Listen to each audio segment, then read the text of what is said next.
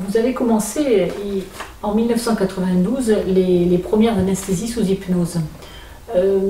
Déjà, une réaction de vos collègues à l'époque, comment ça s'est passé? Je pense qu'il y avait une bonne ouverture par rapport à cette technique parce que j'avais gagné la confiance de l'équipe chirurgicale au moment où j'introduisais quelque chose de nouveau qui était l'hypnose. Et ce qui intéressait les chirurgiens, c'est d'avoir des patients qui sont contents et eux, des conditions opératoires qui étaient tout à fait améliorées. Donc quand j'ai proposé cela, ils étaient d'accord, ils acceptaient facilement parce qu'on avait réellement construit pendant des années une vraie équipe où on se respectait mutuellement. Donc franchement, je n'ai pas dû me battre pour pouvoir introduire l'hypnose dans le bloc opératoire. Du côté des patients, à cette époque-là, comment ça se passait? Tout d'abord, j'ai été informée de la possibilité d'utiliser l'hypnose en médecine par un anesthésiste suisse qui est venu dans notre service, qui utilisait cela chez les grands brûlés. Et comme j'étais à ce moment-là responsable du département de chirurgie plastique et du centre Grands Brûlés, je me suis dit, ah, ça peut être une technique pour l'utiliser chez les grands brûlés. Et c'est à ce moment-là que j'ai compris que l'hypnose est un talent du patient et que ce n'est pas quelque chose que celui qui accompagne le patient doit posséder. C'est des techniques qu'on peut apprendre. Et le fait que je me suis dit, ok, je peux apprendre la technique, à ce moment-là, je me suis dit, ce serait peut-être très intéressant de l'utiliser aussi au bloc opératoire pour accompagner les gens en chirurgie plastique qui avaient normalement des opérations sous anesthésie locale et sédation intraveineuse consciente ou inconsciente, suivant leurs besoins, c'est-à-dire que le médecin anesthésiste donne un peu de médicaments pour augmenter le confort du patient et le chirurgien, il opère sous anesthésie locale. Donc c'est des types de chirurgie qui s'y prêtaient bien pour l'hypnose. Et ce que j'ai constaté, c'est qu'en utilisant l'hypnose, on augmentait le confort des patients. Et en plus, les patients étaient très fiers d'eux, étaient satisfaits parce qu'ils avaient mieux vécu la chirurgie. Donc c'est comme ça qu'on a très vite fait des études pour regarder l'intérêt des études qu'on a publiées dans des revues avec peer review, comme on dit, c'est-à-dire qui peuvent être vérifiées par d'autres qui s'y connaissent. Et où on a montré que c'est faisable, c'est sécuritaire et c'est reproductible. Et après, on a développé des études prospectives randomisées, c'est-à-dire au hasard, les gens étaient assignés au groupe hypnosédation ou au groupe chirurgie classique avec des médicaments et l'anesthésie locale. Et on a vu que c'était intéressant pour les patients. Les patients, ils avaient besoin de moins de médicaments, ils étaient plus confortables et ils avaient nettement moins de nausées et vomissements après. Donc tout ça nous a conforté que c'est une technique valable au bloc opératoire. Et après, comme en médecine, on doit aussi à un moment donné réfléchir sur les mécanismes. Il y a à cette époque-là le débat dans les années 90, est-ce que l'hypnose est un état de conscience particulier ou est-ce que l'hypnose est notre conscience habituelle et les individus jouent un rôle pour faire plaisir à celui qui les accompagne. Et c'est là que j'ai eu la complicité d'un neurologue qui était au Fonds national de recherche en Belgique, c'est la même chose que l'INSERM chez vous, qui était d'accord de faire des études avec des volontaires pour regarder quel était le fonctionnement de notre cerveau quand un individu se met en hypnose et revit sous hypnose un événement agréable, ses vacances, ou quand ce même individu se souvient de ses vacances en conscience normale. Et là, on a vu que l'activité du cerveau est différente. Et donc, ça nous donne une argumentation de plus que c'est quelque chose de particulier. L'hypnose amène un fonctionnement du cerveau qui est particulier. Et ça nous a permis à ce moment-là de faire un travail avec défense de thèse d'agrégation, qui est le diplôme le plus haut en Belgique, où on a pu montrer l'intérêt clinique, mais aussi nos travaux de recherche, particulièrement concernant aussi la douleur sous hypnose. Est-ce qu'elle est perçue autrement chez l'individu et est-ce que le réseau de la douleur est activé autrement? Tout cela nous a permis de donner crédit à l'outil. C'est particulièrement nos publications et nos recherches qui ont permis à ce que d'autres soignants soient intéressés à la méthode. Et on a commencé à l'enseigner, à former des soignants anesthésistes qui voulaient l'utiliser dans le domaine anesthésique. Et très vite aussi, d'autres médecins pensaient que ce serait un outil intéressant pour eux dans les problèmes de douleur aiguë, mais également dans les problèmes de douleur chronique. Comme moi, à un moment donné, j'ai pris la direction du centre de la douleur et du service algologie soins palliatifs. À ce moment-là, j'ai commencé à faire de la recherche dans ce domaine-là. Là, c'est utiliser l'hypnose comme un apprentissage. On aide les personnes à apprendre à se mettre en hypnose pour qu'ils puissent l'utiliser au quotidien, c'est-à-dire régulièrement pour diminuer le réseau de la douleur. Et on associe à ça des techniques, des stratégies pour qu'ils apprennent à prendre soin d'eux, pour les autonomiser, pour les valoriser et pour leur donner à un moment une responsabilisation dans leurs problèmes de santé. Et nous avons à ce moment-là montré dans plusieurs études, avec des doctorantes qui ont fait des études avec nous, que ça a un intérêt à utiliser en douleur chronique. Même chez des patients qui ont 10 ans de parcours de douleur chronique, on a pu montrer que dans les cas où on leur propose l'apprentissage d'auto-hypnose et les stratégies de prendre soin d'eux-mêmes, 84% de ces patients disent qu'ils sont améliorés au niveau de leur santé. Ça ne veut pas dire qu'ils n'ont plus de douleur, mais ils disent qu'ils sont améliorés. Et puis, comme ça marchait très bien en douleur chronique, beaucoup de patients disaient, mais c'est au fond un apprentissage à prendre soin de soi qu'on pourrait avoir aussi dans d'autres contextes. Et comme je travaille en oncologie, on s'est dit on va l'utiliser en oncologie aussi. Et on a commencé à faire des études avec une doctorante sur l'intérêt de proposer cette technique apprentissage d'auto-hypnose et les stratégies pour que les gens, et on a regardé est-ce que ça change quelque chose chez les patients qui ont un traitement oncologique. Et là on a pu montrer que ça diminue la détresse émotionnelle, ça améliore le sommeil, la qualité du sommeil, donc ça améliore aussi la fatigue, ça diminue l'anxiété et la dépression, et donc on a de nouveau montré l'intérêt. Et ce n'est pas un intérêt qui s'estompe dans le temps. Un an après, encore les patients, ils gardent un bénéfice quand on les compare à un groupe contrôle. Et on continue notre recherche dans ce domaine. Là, il s'agit de l'hypnose en groupe? Oui. Comment ça se passe? Comment c'est différent? Alors, au bloc opératoire, on travaille avec un patient et en individuel. Tandis qu'en douleur ou en oncologie, au départ, je travaillais avec les patients en individuel et puis j'ai remarqué que très souvent, ils trébuchent sur les mêmes difficultés. Et ça m'a à un moment donné donné l'idée de faire des groupes. Parce que je pouvais bien standardiser cette approche en donnant des stratégies. Les patients, ils sont vus par les psychologues chercheurs et puis ils intègrent un groupe et une fois qu'ils intègrent le groupe, ils s'engagent à prendre soin d'eux-mêmes et de faire des choses pour eux-mêmes. On leur explique des stratégies, on donne des stratégies qu'ils doivent prendre note, ils prennent note des stratégies qu'ils sont amenés à utiliser, à mettre en pratique pendant 15 jours ou 5 semaines, ça dépend, en douleur chronique c'est tous les 5 semaines, en oncologie c'est tous les 2 à 3 semaines. Et pendant ce temps-là, ils appliquent réellement ce qu'ils ont reçu comme information durant la première séance. Puis lors de la première séance, on donne surtout des informations concernant l'hypnose. Qu'est-ce que c'est l'hypnose? On n'utilise pas un outil qu'on ne comprend pas, ils peuvent poser toutes les questions qu'ils veulent. Et puis après, je fais un exposé d'une vingtaine de minutes pour leur expliquer ce que c'est l'hypnose et qu'est-ce qu'on sait de l'hypnose dans le domaine de recherche pour qu'ils aient une idée de l'utilité de cet outil. Puis 15 jours ou 3 semaines après, je les rencontre à nouveau, le même groupe, et on passe en revue les différentes stratégies. Et chaque patient dit ce qu'il a réalisé concrètement par rapport à la stratégie qu'il a reçue. Et après, on redonne d'autres stratégies. Et on fait, lors de la deuxième séance, le premier exercice d'hypnose. C'est-à-dire, on explique d'abord l'exercice, en quoi il consiste. Le premier exercice s'appelle fauteuil de nuage blanc, où l'individu apprend à s'installer confortablement pour se donner un confort physique.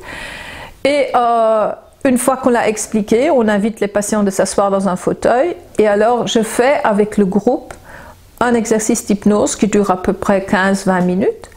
Après, les patients reçoivent un CD de cet exercice d'hypnose qu'ils doivent exercer à la maison en même temps qu'ils doivent appliquer les stratégies qu'ils ont reçues.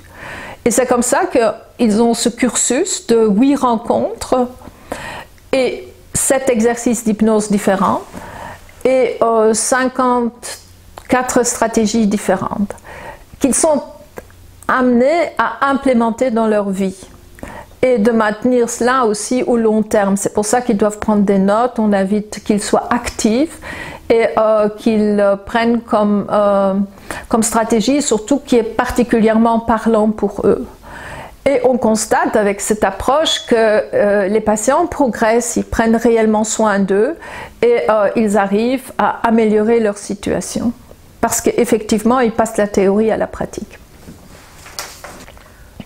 Vous continuez à explorer l'hypnose et sa capacité à régler des maux. Quels sont encore les secteurs, les domaines qui ne sont pas explorés, la marge de progression? Moi, je pense qu'on pourrait l'utiliser davantage dans les soins intensifs. Parce que c'est quand même un endroit où les patients ont difficile dès qu'ils sont conscients. Je pense aussi pour le personnel qui travaille dans ces secteurs en soins intensifs, aux urgences, c'est très utile de connaître les techniques hypnotiques. De même en réanimation oncologique, dans les unités de greffe, chez les enfants aussi, c'est utile que les soignants, pour faire certains actes médicaux un peu plus invasifs, puissent utiliser les techniques hypnotiques pour aider les patients à profiter de leurs ressources pour se protéger de la douleur et se donner du confort. Vous dites que le seul moment où nous ne sommes pas en hypnose, c'est pendant le sommeil. Non, je pense qu'il y a une différence entre l'hypnose et le sommeil, même si le mot hypnose fait penser au sommeil. Mais en conscience normale, nous ne sommes pas en hypnose. C'est quand on a décidé de se laisser glisser en hypnose qu'on est en hypnose. Ou quand on est dans une situation de stress majeur, là, spontanément, on se protège et on se met en hypnose. C'est-à-dire, on peut à ce moment-là se protéger contre la douleur, on peut retrouver une force importante pour pouvoir se sortir d'une difficulté qui met en danger sa vie. On peut également, dans certaines circonstances de stress trop important, sortir de son corps pour se protéger. Ce sont des exemples que les gens rapportent et qui sont des exemples d'hypnose spontanée. Et de nouveau là, quand on est en hypnose, la particularité, c'est notre cerveau qui fonctionne autrement. Et en même temps, nous avons une diminution du raisonnement, du jugement et de l'analyse. Et nous devenons plus suggestibles. Notre crédibilité, elle augmente. Donc, la particularité, quand on glisse dans une hypnose pour se protéger, quelque part, on se fragilise aussi, parce qu'on est beaucoup plus suggestible. Donc, si les soignants qui prennent soin normalement de ces patients-là donnent des suggestions qui ne sont pas thérapeutiques, le patient ne peut pas se défendre. Donc parfois les patients ils rapportent « Ah oui, j'ai entendu qu'on m'a dit je ne marcherai plus jamais » ou que ça n'irait plus ou des choses comme ça parce qu'ils étaient dans un état d'hypnose négative suite à un stress majeur. Donc raison de plus d'apprendre aux soignants d'utiliser un langage thérapeutique et aussi de devenir conscient à quel point nos interactions, nos mots, nos gestes, nos verbales et nos actions, le langage verbal et non verbal influencent les patients. Est-ce qu'on peut imaginer qu'un patient pourrait parvenir à leurrer sa douleur, à leurrer son corps, faire complètement abstraction totale d'une douleur par exemple, et notamment dans ce que vous avez parlé tout à l'heure, vous avez évoqué les grands brûlés? Je pense que dans certaines situations, quand le stress est très important, que l'individu peut complètement diminuer la douleur et ne pas la ressentir. en douleur chronique, quand ils utilisent l'hypnose, ils décrivent quand même qu'ils gardent la douleur, pas à la même intensité, pas avec la même émotion, pas avec la même cognition répétitive qu'ils aimaient qu'ils sont à un moment donné dans l'engrenage d'un problème de douleur qui devient une maladie. Donc, l'hypnose peut nous protéger contre la douleur. Si vous avez quelqu'un qui a le talent de se mettre en hypnose très facilement, les virtuoses de l'hypnose, si on ne l'enseigne pas correctement, il pourrait se protéger contre une douleur qui est pourtant à ce moment-là un signal d'alarme, c'est-à-dire une douleur d'abcès dentaire. Elle est très utile pour l'individu parce que ça menace l'intégrité du corps s'il n'est pas traité. Donc, quand nous apprenons aux patients d'utiliser l'hypnose, nous apprenons en même temps de l'utiliser à bon escient. C'est-à-dire pour les douleurs qui sont familières et qui veulent à ce moment-là diminuer pour avoir de nouveau un confort de vie, mais pas pour des douleurs aiguës qui nécessitent l'intervention d'un bon diagnostic et du médical. Donc on leur fait comprendre la nuance dans cet apprentissage de se protéger contre la douleur, parce que la douleur, quand elle est aiguë, elle est un signal d'alarme, elle nous avertit qu'il y a un problème pour nous. Par contre, une douleur qui perdure dans le temps est une douleur obsolète, elle peut devenir une maladie et complètement figer l'individu dans un cercle vicieux où la douleur gère la vie de l'individu et le tyrannise. En ce qui vous concerne, qu'est-ce que vous n'avez pas encore exploré et quels sont vos prochains champs de recherche? Je pense qu'il y a tellement de choses encore à chercher. Heureusement qu'on a des équipes aussi jeunes qui continuent la recherche, et actuellement dans notre service, nous avons une unité de recherche qui est dirigée par Audrey Van Oudenhuis, qui est docteur en psychologie, qui est jeune et qui est dynamique, et qui a avec le Giga Coma Science Group, qui est aussi dirigé par Stephen Lorais, qui est un scientifique éminent dans les problématiques de conscience. Nous avons plein de projets, mieux comprendre la différence entre l'hypnose et la méditation, peut-être aussi vérifier est-ce que le chamanisme ou est-ce que ces états sont particuliers, en quoi sont différents de l'hypnose. Nous aimerions bien aussi explorer davantage les patients qui décrivent des vécus de mort imminente. Est-ce que le fait de les revivre sous hypnose ou en conscience normale est différent? Nous souhaitons travailler aussi avec des personnes qui ont une pathologie bien rare qui est la xénomélie, c'est-à-dire ils ont l'impression qu'une partie du corps ne leur appartient pas. Et je peux encore allonger la liste. Il y a tellement de domaines dans lesquels les jeunes chercheurs peuvent avancer pour mieux comprendre certaines pathologies et utiliser l'hypnose comme un outil pour explorer davantage la mémoire, explorer davantage les phénomènes d'anxiété pathologique ou les phénomènes psychosomatiques particuliers. Je pense qu'il existe certainement énormément de domaines qui doivent encore être explorés. Dans notre vie quotidienne, est-ce qu'il y a des moments de la journée où on est en hypnose sans le savoir? Par exemple, quand on conduit et qu'on répond au téléphone en même temps, on continue à conduire alors qu'on a l'attention ailleurs. Est-ce que vous pouvez nous citer quelques moments comme ça? Moi, je dirais que des moments où on est plus dans son monde intérieur ou dans son monde imaginaire. Je pense que quelqu'un qui est absorbé par la lecture ou qui est en pilotage automatique, ça ressemble un peu au processus hypnotique. Mais dire que le fait de faire deux choses en même temps est de l'hypnose, non. Moi, je dirais que tout n'est pas hypnose. Comme je vous ai expliqué, le fait d'être en hypnose, le fonctionnement du cerveau est différent. Et je crois que ça, nous ne vivons pas à tout instant. Mais nous avons la possibilité de changer nos phénomènes de conscience. La conscience est un processus, ce n'est pas un état stable. Et nous fluctuons dans notre conscience en permanence.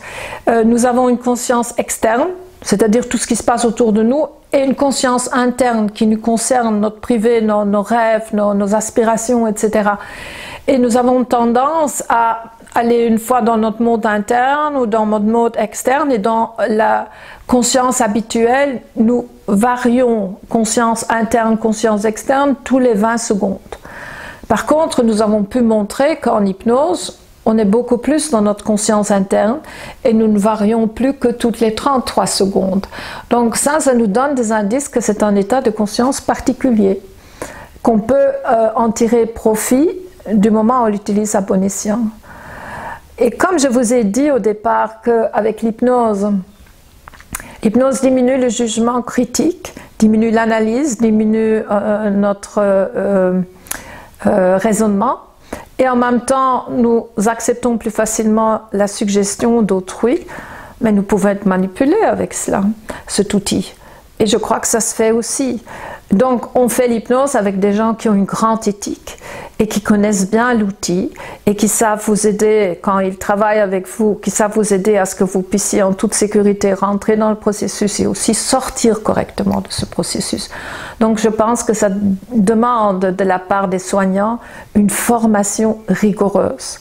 Et ça demande aussi de la part des soignants d'utiliser l'outil dans le domaine dans lequel ils peuvent travailler sans cet outil. C'est quelque chose de complémentaire et ça ne remplace pas toute une formation certifiante que normalement le soignant doit avoir dans le domaine dans lequel il veut l'utiliser. Ça, je crois que c'est un message que je souhaite insister sur ce message, parce que on voit des choses qui sont maintenant plus à la mode, et il y a certaines personnes qui s'inventent hypnothérapeutes. Ce n'est pas protégé et on peut faire énormément de bien avec l'outil, comme on peut aussi faire du mal si on l'utilise à mauvais escient.